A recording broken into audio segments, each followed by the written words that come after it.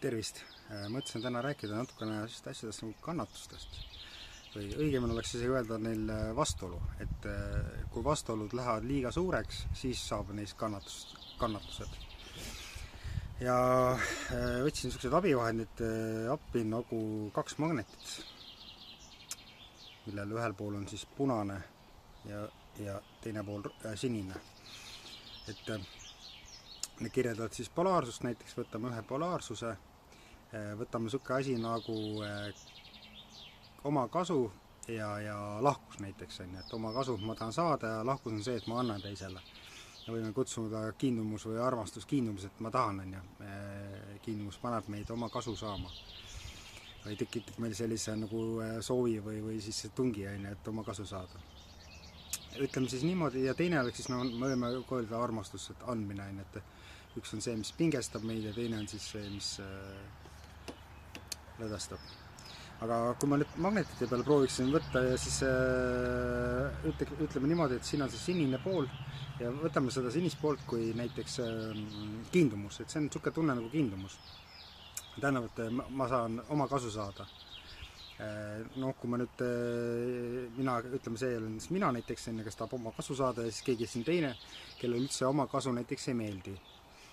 Toi inimene on nii ahne ja juba palju tahab saada ja miks ta seda vaja on ja nii edasi, siis tähendab seda, et tema sellisesse tundesse, tegelikult seda sõnad ei loe, siin taga on üks printsiip, üks tunne, kuidas me sellesse tundesse suhtume. Kui inimene seda tunnet ei aktsepteeri, see tähendab seda, et see on tema vari, millega tema kontaktis väga ei ole. See tunne aitab meil siis oma heaolust vastutust võtta. Ja muid asjad ka veel, sellest ikka pikemalt rääkima.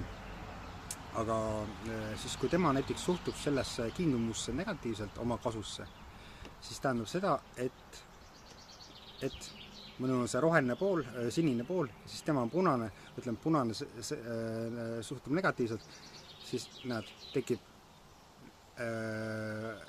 ei ole tõmbav, lükkab vastu.